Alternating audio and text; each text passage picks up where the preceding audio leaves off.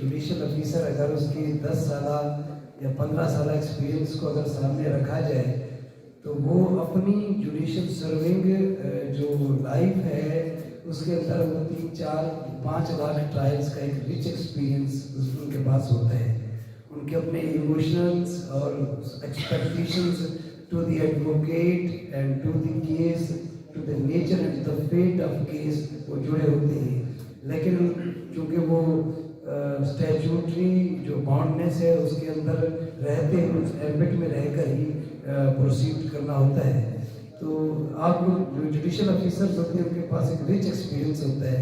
हमारे नौजवान नस्ल को उस एक्सपीरियंस की शेयरिंग की बहुत सख्त ज़रूरत है ताकि आने वाली जो नस्ल है, ये जो नौनिहाल पौधे हैं जो आगे बढ़कर इस पाकिस्तान का सरमाया बनेंगे, वो एक अच्छे और मुतब्बिर वकील बन सकें और आवाम में जो जस्टिस सिस्टम है उसको इम्प्रूव कर सकें।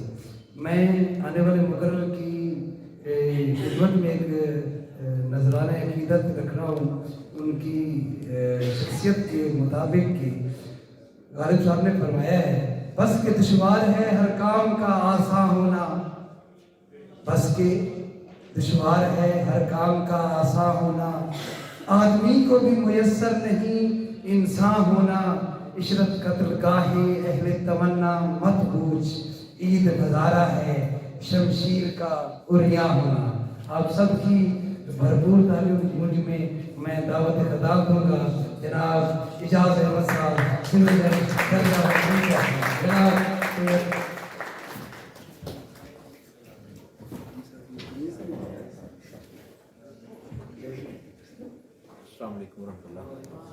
ये कैमरे का बाउंड मैं नहीं होऊंगा इसलिए मैं चल के लेक्चर ये क्यों जरूरत पड़ेगी।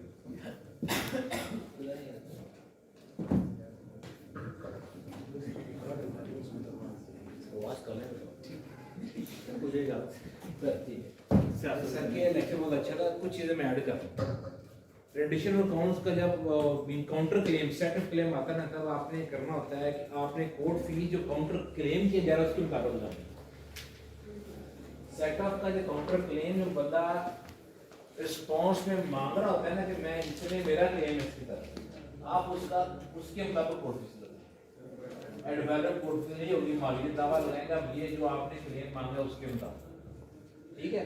नंबर 2 उसका जवाब आता है, फिर सेट ऑफ क्लेम का फिर प्लेंटिफ जवाब देगा। जैसे आपने क्लेम किया उससे उसने जो आपसे काउंटर क्लेम मांगा आपने उसका जवाब देना है, ठीक है। ये चीज वहां पे मिस हो गई।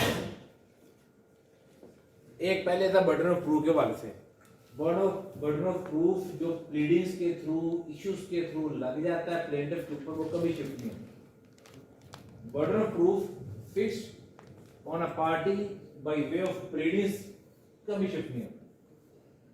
जब कोई पार्टी एविडेंस लीड नहीं करेगी जिस पे बर्डन था वो नहीं कुछ एविडेंस कर सका दे सका, वो फेल होती। आर्टिकल 118 एक्ट ऑर्डर का उसके अंदर लिखा है कि when neither party produces evidence, जिस पे बर्डन था अगर वो पेश नहीं कर सका वो एविडेंस, वो फेल होती।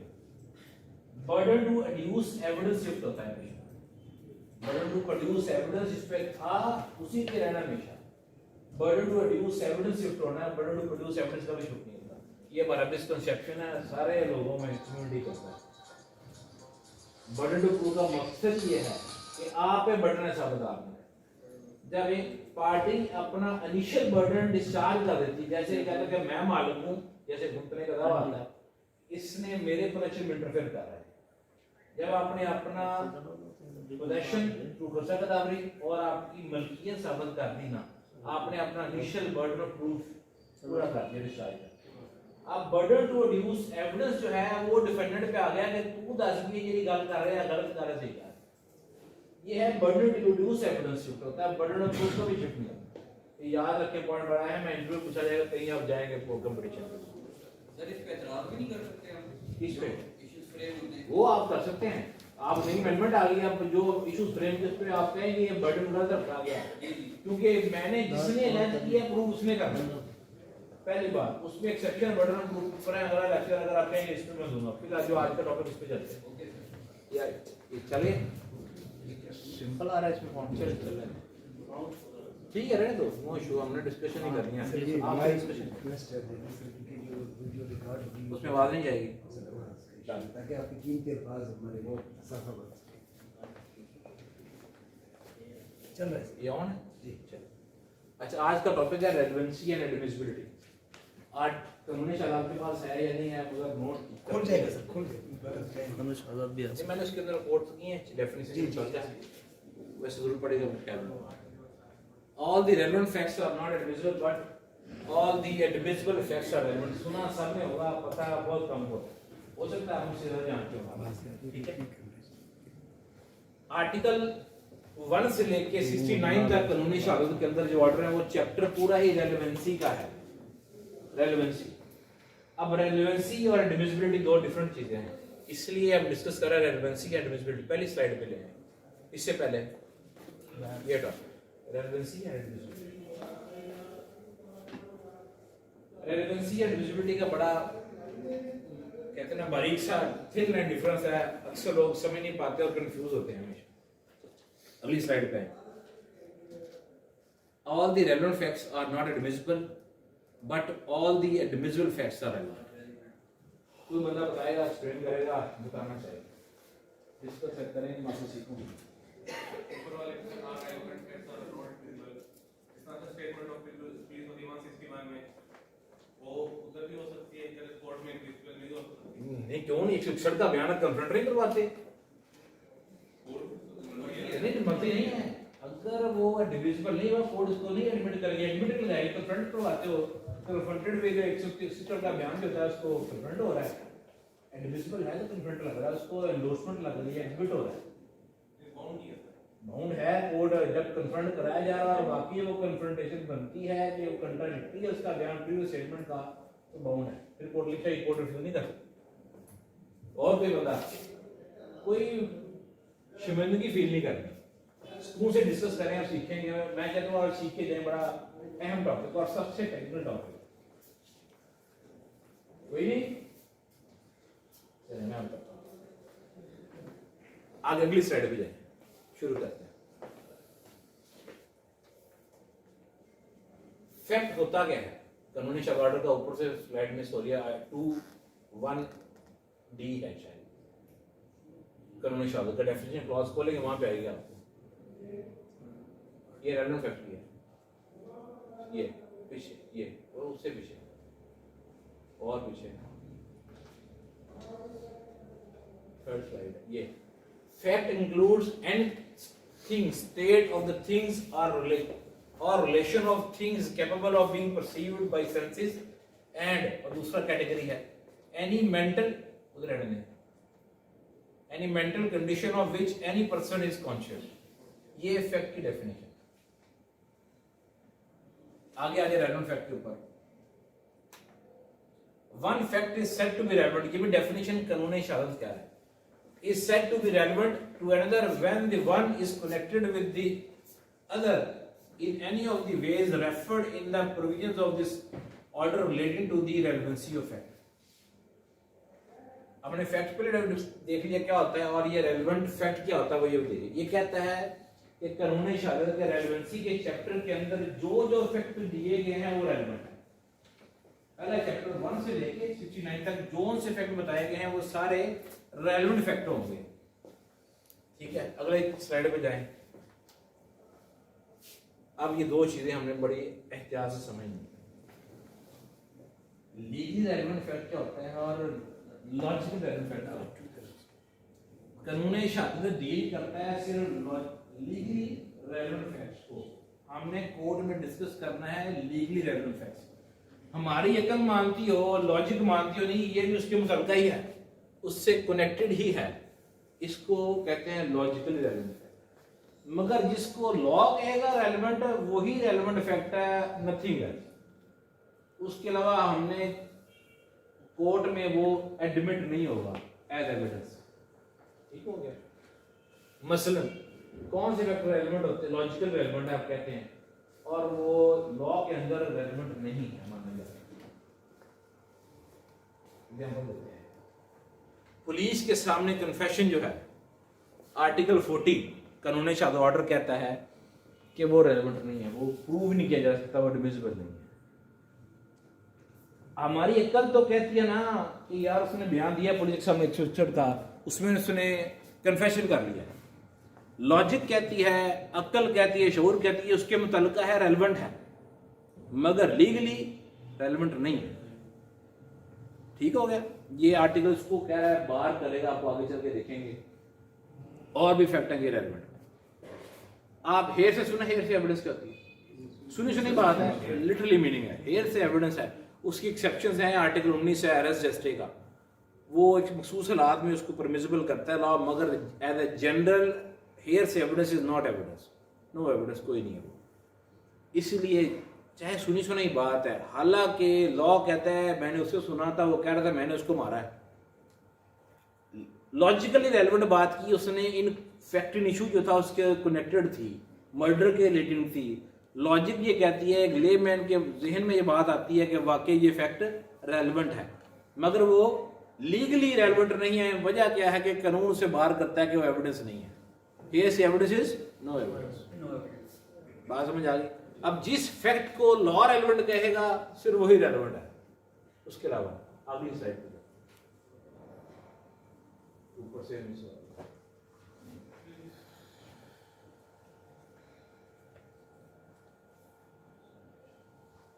ये legal relevancy is wider than logical relevancy is wider than legal relevancy.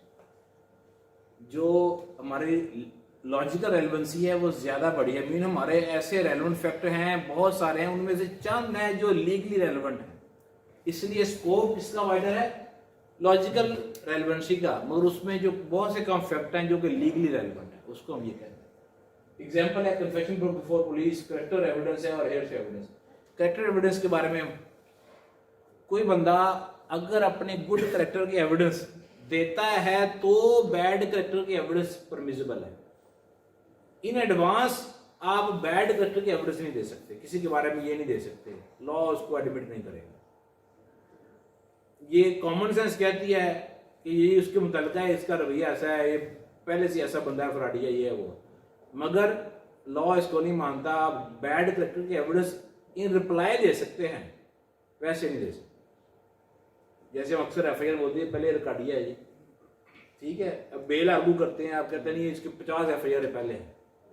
अगर ट्रायल से भी जाएंगे ना, वहां पे जाके इसकी बैड कैरेक्टर की एविडेंस एडमिसिबल तब है जब वो दूसरी पार्टी एलाइज करेगी कि मैं अच्छे कैरेक्टर का हूं, अदरवाइज नहीं। वो आर्टिकल 67, 68, 69 इसी का कहता है आपका कानूनी शामिल, ठीक है। आपके पास होता था, आप उसको देख लेते हैं। फिर आगे चलते हैं नेक्स्ट स्लाइड।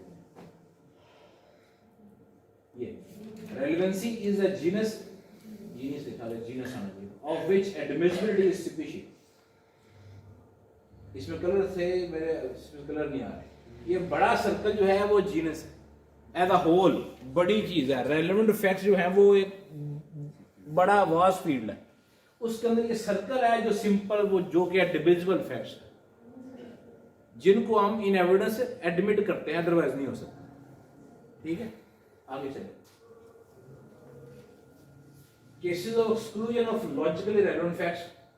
कहां पे हम जो लॉजिकली रेलेवेंट फैक्ट होते हैं उनको हम नहीं मानते, इन एविडेंस एडमिट नहीं करते। वो कौन कौन से? Exclusion of oral evidence by documentary evidence, article 102 से लेके 110 तक। वहां पे कहते हैं oral evidence can not exclude documentary evidence. Oral evidence चाहे रेलेवेंट होगी, मगर जहां पे डॉक्यूमेंट आ गया वो उसको एक्सक्लूड कर देगी, ठीक हो गया। चाहे लॉजिक मानती है नहीं, गल सही कर रहे हैं, मगर जहां पे डॉक्यूमेंट आ गया वो फैक्ट को प्रूव कर रहा है, उसको एक्सक्लूड कर। Second, exclusion of evidence of fact by estoppel. Estoppel क्या होगा? आर्टिकल 14 है, शट अप नहीं है तो बदतमीजी होगी। उसको कहते हैं उसको ये कहते हैं कि अगर एक बंदे को आपने यकीन दिलाया कि इस जगह का मालिक मैं हूं, ठीक है, उसको प्रॉपर्टी बेच दी, बाद में क्या होता है, पता चलता है कि आप मालिक नहीं रहे, ठीक है, उस बंदे ने आपके भी आप पे कोई एक्ट प्ले कर दिया आपकी इस कहने के ऊपर कि मैं मालिक हूं, बाद में वो निकलता मालिक नहीं है। होता क्या है, सम टाइम के बाद वो बंदा वाकई उसका मालिक बन जाता है। ठीक है, ये ऑस्टेंसिबल ओनर का कॉन्सेप्ट भी है, ज़ाहिरी मालिक, ऑस्टेंसिबल ओनर। अब वो लीगली बाउंड है, वो ये नहीं कह सकता कि मैंने तब मालिक ने जब बेची थी मैंने, वो आप उसको पाबंद है कंप्लायंस करने का। ठीक है, वो उसको बोलते हैं स्टॉपल। अब स्टॉपल की बेस पे आप मुकर नहीं सकते उस बात से। अगर सपोज अगर वो मुकरता है, उस पर स्टॉपल अप्लाई कर देंगे। ठीक है, लॉजिक कहती है नहीं वो मालिक ही नहीं सीखा भी तुसी क्यों, मगर कानून कहता है कि वो बाउंड है उसके। अगर exclusion of privilege communication article 4 से लेके 14 तक आपकी उसकी क्या नाम है, वकील की और अपने क्लाइंट की, हस्बैंड की, वाइफ की और बाकी जैसबान की एविडेंस, अगर उनके सामने कोर्ट में कोई ऑफेंस होता है, उनकी एविडेंस कब कब होनी है, वो सारे इन प्रिविलेज कम्युनिकेशन के चैप्टर में दी हुई है, स्टार्ट में देख लेंगे आर्टिकल 4 से 14 तक। लॉजिकली वो सारे रेलिवेंट फैक्ट है, लॉजिकली रेलिवेंट है, मगर कानून पाबंदी लगाता है कि ये प्रिविलेज कम्युनिकेशन है, आप इनकी एविडेंस नहीं ले सके। कुछ में क्राइटेरिया एक्सेप्शन है सब में, जैसे कि वकील ने आपके क्लाइंट ने आपसे कम्युनिकेशन किया है तो ये प्रिविलेज है, आप बीइंग काउंसिल जाके एविडेंस नहीं दे सकते उसके खिलाफ। लॉजिक तो कहती है, इसको पता है फैक्ट का, मगर एडमिसिबल नहीं है। हस्बैंड का वाइफ में जब इन मैरिज में थे, इन कॉन्ट्रैक्ट मीन का आपस में कॉन्ट्रैक्ट था, एग्जिस्ट करता था, शादीशुदा थे, उसकी जो बात की गई आपस में किसी फैक्ट के बारे में, प्रिविलेज कम्युनिकेशन, वो एडमिसिबल इन एविडेंस नहीं। उसकी एक्सेप्शन है, आगे जब पढ़ेंगे डिटेल में वहां पे जाएंगे। आगे चलें। अब एडमिसिबल फैक्ट होता क्या है? A fact which is admitted by the court to consider it as evidence. Admissibility involves the process whereby the court determines whether the law of evidence permits that relevant evidence to be received by the court. अब relevant और admissible कब होता है? पहले आपने ये साबित करना है कि ये फैक्ट relevant है। रेलेवेंट होगा तो कोर्ट उसको एडमिसिबिलिटी की साइड पे लेके जाएगी, क्या इसको एडमिट करना है या नहीं करना। फिर लॉ बताएगा कि ये फैक्ट एडमिसिबल हो सकते हैं या नहीं हो सकते। ठीक हो गया, चाहे चैप्टर वो रेलेवेंसी का बताता होगा ये रेलेवेंट है मगर एडमिसिबल नहीं, तो कोर्ट उनको डिस्कार्ड कर देगी, एग्जिबिट नहीं लगाएगी आपके लिए, उसको एन एविडेंस से ट्रीट नहीं करेगी, रिसीव नहीं करेगी। उसकी वर्थ, उसकी प्रोबेटिव फोर्स डिटरमिन करना कोर्ट का काम है। बाद में डॉक्यूमेंट्स आपने दे दिए, उससे ये कतन मकसद नहीं है कि डॉक्यूमेंट दे दिया गया वो साबित हो गया हर चीज। कोर्ट देखेगी क्या जो डॉक्यूमेंट टेंडर किया गया है वो जो क्लेम कर रहा है उसको साबित कर रहा है या नहीं कर रहा, वो बात की बात है। उसकी प्रोबेटिव फोर्स कितनी है, उसको उस फैक्ट को प्रूव करने की ताकत कितनी है, वो कोर्ट डिटरमिन करेगी।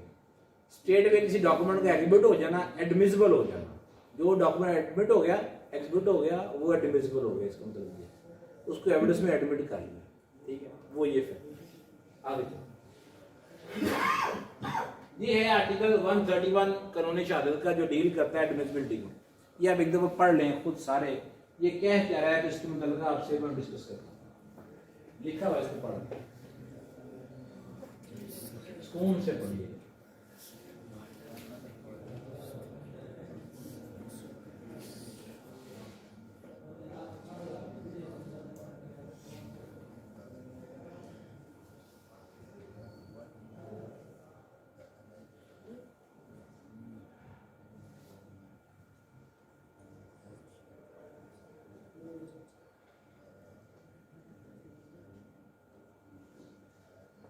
समझ गए?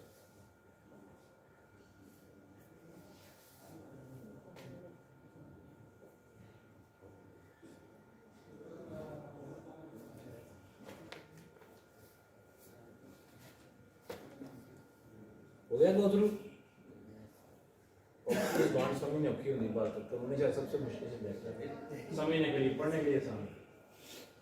When either party proposes to give evidence, कोई of any fact देना चाहती है, the judge may ask the party proposing to give evidence कि वो क्या evidence देना चाहता है, in what manner the alleged fact, जो वो देना चाह रहा है evidence fact, वो कैसे, if proved, कल को साबित कर ले, would be relevant, अभी एविडेंस एडमिट नहीं हुई, कोर्ट पूछेगी, पहले जज पूछेगा भी ਜਿਹੜੇ ਕਾਗਜ਼ ਤੂੰ ਦੇ ਰਿਹਾ ਹੈ ਇਹ ਕੱਲ ਨੂੰ ਕਿਵੇਂ ਰੈਲੇਵੈਂਟ ਹੈ। अगर तू साबित कर देंगे ना इफेक्ट की होगा तेरे क्लेम के ऊपर, आपके क्लेम के ऊपर इसका क्या इफेक्ट है, कैसे साबित करें, कैसे रेलिवेंट है, उसको आपने साबित करना है इसके तहत। एंड द जज shall admit the evidence if he thinks that the fact is proved would be relevant and not otherwise. फिर हम एडमिट करेंगे अगर इसका फैक्ट ये जो पेश कर रहा है एविडेंस में देना चाहता है कि ये रेलेवेंट है तो उसको एडमिट करेगा, अदरवाइज नहीं करेगा, not otherwise. Second, if the fact proposed to be proved in one of which evidence is admissible only upon proof of some other fact, such last mentioned fact must be proved before evidence is given of the fact first mentioned, unless party undertakes to give proof of such fact and the court is satisfied with such undertaking. इससे मुराद ये है कि एक fact का establish होना एक दूसरे fact पे डिपेंडेंट है। मकसद मतलब अगर आपने सेकेंडरी एविडेंस देनी है किसी डॉक्यूमेंट की, असल डॉक्यूमेंट नहीं आपके पास, आपने कहना है कि जनाब मेरे पास वो डॉक्यूमेंट नहीं है, उसकी फोटोकॉपी है या टेस्टेड कॉपी की कॉपी है, असल गुम गया है। असल जो गुम चुका है वो असल डॉक्यूमेंट रेलेवेंट है, आप उसकी कॉपी नहीं दे सकते एज पर लॉ। असल डॉक्यूमेंट का उसको एडमिसिबल बनाने के लिए और रेलेवेंट बनाने के लिए कि वो फैक्ट जो डॉक्यूमेंट एग्जिस्ट कर रहा है जिसकी कॉपी देना चाह रहा है उसको ये चीज़ पहले साबित करनी है कि वाकई लॉस्ट हो गया नहीं हुआ, वो ये कह रहा है, तो फिर उसके गुम होने को पहले साबित करना है। और अगर कोर्ट सेटिस्फाइड है कि इसने ऐसा एविडेंस दे दिया है कि पहला इफेक्ट उसके गुम होने का उसने एस्टेब्लिश कर लिया, तो फिर कोर्ट उसको परमिट करेगी उस कॉपी को एडमिट करने की, ये हमने एविडेंस में ले लेते हैं। ये है उसकी ज्ञान। सपोज बड़े आगे आर्टिकल है जिसमें एक डेड पर्सन जिसने कोई पहले बयान रिकॉर्ड करवाया हुआ है या बयान दिया हुआ है डॉक्यूमेंट्स के मुतल्लक, अगर वो मर जाता है तो उसकी एविडेंस कैसे होगी? मर जाना ये फैक्ट एस्टेब्लिश पहले आपने करवाना है उस बंदे का, वो डेड हो गया है तो उस डेड बंदे का डेथ सर्टिफिकेट देंगे आप कोर्ट में, कॉपी लगाएंगे साथ तो उसकी सेकेंडरी एविडेंस देने की, तो वो फैक्ट पहले एस्टेब्लिश करेंगे, फिर आप उसकी एविडेंस देंगे, वो डॉक्यूमेंट टेंडर करेंगे जो जिस बंदे की डेथ होगी। वो आर्टिकल 40 में है और उसमें जिसमें डायरेक्ट डिक्लेरेशन का चैप्टर है उसके अंदर सारी एक्सेप्शन दी हुई है। ठीक है, आगे थैंक्स यू थैंक्स। अच्छा, कोई क्वेश्चन हो ओपनली पूछेगा विदाउट एनी हेजिटेशन, खुल के पोंगिया मारो भावे सुजाकिया मारो, करना खुल के क्वेश्चन करो। वो एक फोटोकॉपी डॉक्यूमेंट है और वो रिलाय नहीं करता, लेकिन क्रॉस में उसको जो है ना वो मान लेता है, तो फिर उसको हम कैसे एडिट करें? क्या मान लेता है? क्रॉस में जो गवाह है वो उसको डॉक्यूमेंट को मान लेता है, ये मेरी डायरी तो है। जो वो मान के एडमिट कर गया है, facts admitted need not be proved. सही, facts admitted not be. 114 article है 15 है, उसमें facts admitted need not be proved. जो एडमिट करके उसको प्रूव ही नहीं कर रहा, तो वो फैक्ट प्रूव करना जो एडमिट नहीं किया हुआ। जो डॉक्यूमेंट सर उसमें मतलब प्रूफ जो एडमिट कर रहा है डॉक्यूमेंट को, उसको मतलब वहाँ पर एडमिट कर, जब वो मान गया है तो फिर उसमें डिनाई कोई नहीं, एडमिट हो गया, उसको लिखेंगे एडमिट ये डॉक्यूमेंट मेरा है, तो बाकी ये डॉक्यूमेंट मिस करता है अगर वो उसका सिग्नेटरी है तो। अगर वो उस डॉक्यूमेंट का सिग्नेटरी है, स्क्राइबर है, उसके मार्जिन विटनेस है और एडमिट कर लेता है फोटो कॉपी को, फिर तो आप लगाएंगे उसको। हालांकि वो रिलाय नहीं कर रहा, नहीं कर रहा, ये अगर एडमिट कर गया तो। जी पूछे ये केस के बारे में जो केस मेरी कोर्ट दा ना होए उस्ताद नहीं सर आप कोर्ट करें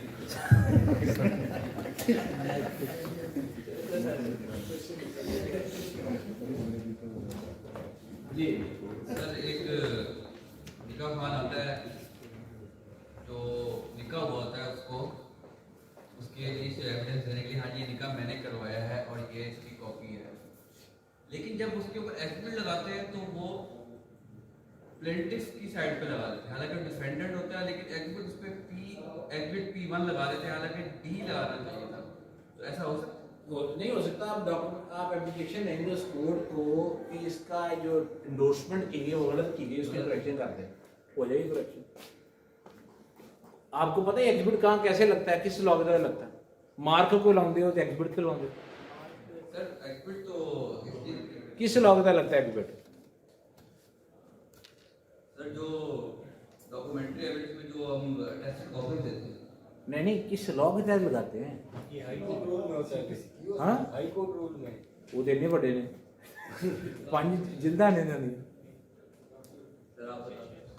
आर्टिकल 30 ऑर्डर 13 खोलेंगे, उसके अंदर रूल 4, 5, 6 है, वो सारा डील करता है इसको एंडोर्समेंट को। एग्जिबिट नहीं लिखा होता वहाँ पे, चले मेक एन एंडोर्समेंट, डॉक्यूमेंट पे एंडोर्समेंट होगी, उस पर डेट होगी, उसके टेंडर करने वाले का नाम होगा, डिटेल लिखी सारी वहाँ पे।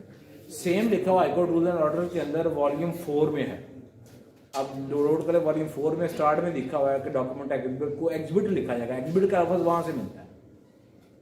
एंडोर्समेंट का ऑर्डर है, उसके अंदर ऑर्डर के अंदर हाईकोर्ट CPC के, और जो वो वाला है जो उसका एग्जिबिट का वर्ड है वो हाईकोर्ट रूल्स एंड ऑर्डर में। और कोई CPC का कौन सा ऑर्डर बताया? 13 रूल 4 या 5 होगा शायद, एग्जैक्टली 13 देख लें, स्टार्ट में ही है ये सर CPC में सिविल में प्रोसीजर में अप्लाई होगा ना, जो CPC ऑर्डर में है, और जो क्रिमिनल फौजदारी में वो हाई कोर्ट रूल से नहीं, हाईकोर्ट रूल्स में उसमें भी वैसे ही है। एविडेंस के अंदर जो मार्क किया जाता है वो एग्जिबिट होता है, उसी में होता है। हाईकोर्ट रूल्स में भी सेम दिया है वहाँ पे भी। बेसिकली वो सारी तशरी इसी की है, CPC की है, फौजदारी लॉ की है। वर्डिंग प्लेन लिखी हुई है, सादा वर्डिंग। जी Yes, sir. आर्टिकल 36 इसकी कोई सर मिसाल जो कोर्ट में यूज होती है daily sir? admission civil cases when relevant. In civil cases, no admission is relevant if it is made either upon an express condition that evidence of it is not to be given, or under circumstances from which the court can infer that the parties agreed together that evidence it should not be given. क्या आपको क्या समझ आई इसमें? मुझे नहीं आएगा नहीं समझ आई नहीं, क्या समझ नहीं आई? पूरा नहीं ਇਹ ਉਸਤਾਦਾਂ ਦੀ ਗੱਲਾਂ ਆਗੇ ਪੁੱਛਦਾ ਇੱਥੇ ਆ ਗਿਆ। ਆਇਓ ਖਾਸ ਕਰਕੇ ਸਾਹਮਣੇ ਦੱਸ ਕੇ ਕੱਲ ਆ ਗਿਆ ਸਵਾਲ ਜਾ ਕੇ ਪੁੱਛ ਰਿਹਾ ਕੀ ਕਹਿੰਦਾ ਹੈ। सर ने वैसे कहा था कि शाम के समय सर ऑफिस बैठे थे नॉट ऑफिस, मैंने कहा कि सर हमें सवाल देते हैं डेली का। ये सर ने 2-3 हफ्ते पहले दिया था, लेकिन अभी हम बता नहीं सके सर। तो सर कहते बताएं इसकी कोई मिसाल। पढ़ो इसको, आपने क्या पढ़ा, तर्जुमा बताओ क्या कहता है। In civil cases, no admission is relevant.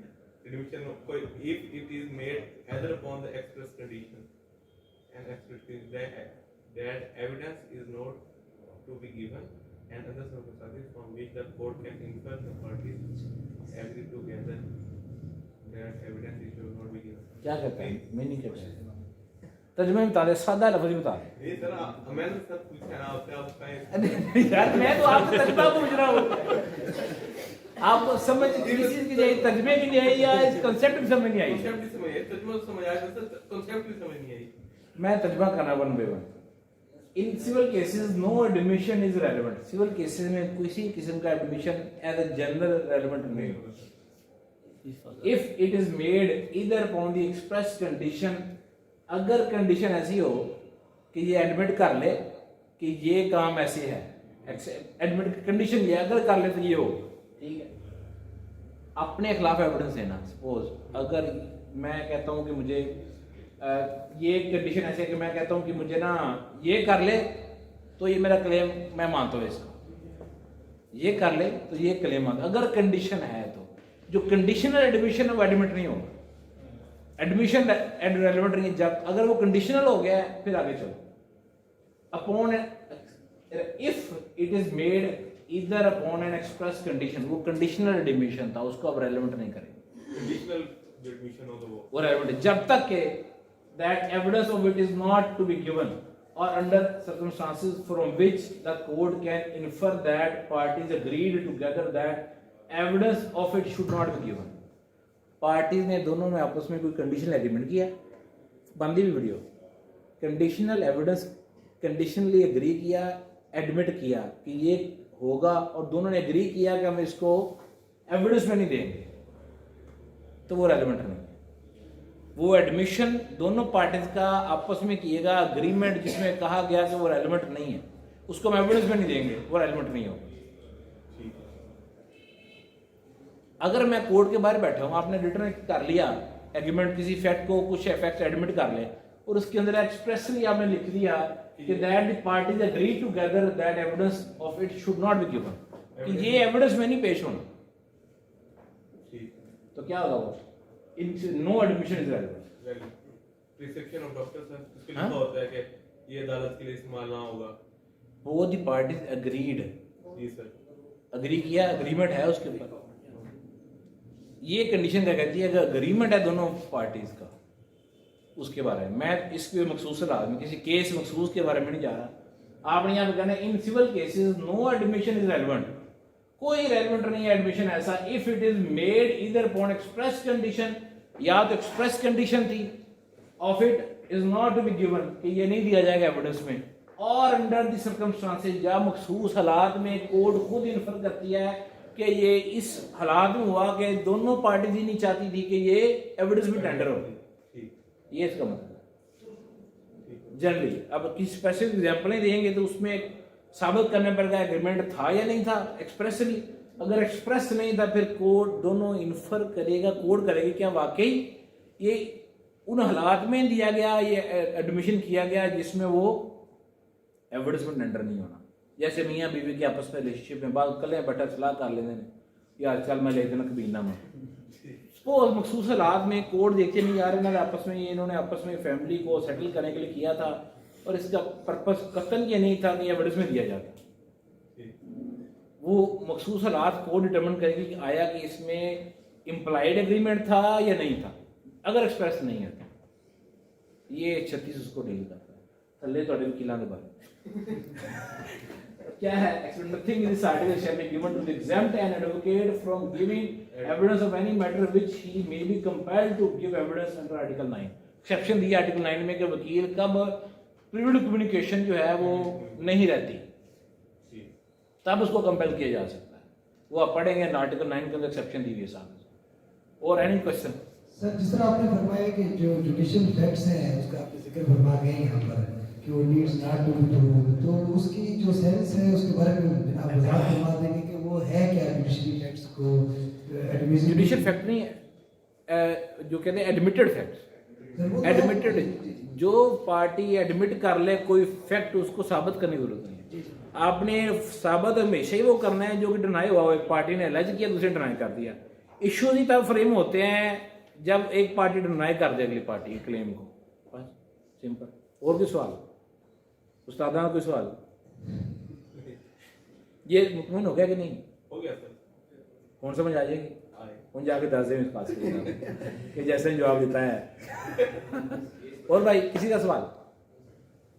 Done? Sir ये जो अब इस टॉपिक से हटके कोई सवाल हो आपका लिटरेरी किसी किताब के बारे में? सर जब दावा दायर किया जाता है तो उसके साथ दो परफॉर्मे लगाए जाते हैं जहाँ पर ये लिखा जाता है कि आप कौन कौन सी शहादत देना पेश कर रहे हैं, फ्यूचर में पेश जी, करेंगे, जी, जो कर दिए हैं, जो करना चाहते हैं। जी जी पॉइंट ऑफ कंट्रोवर्सी उसके बाद अभी जैसे बता के तो गए थे कौन कौन से डॉक्यूमेंट कर रहे, लिस्ट ऑफ लाइंस जो लगती है आपकी। ये सर एक स्पेसिफिक एक्ट में दावा इस्तकरार एक होता है।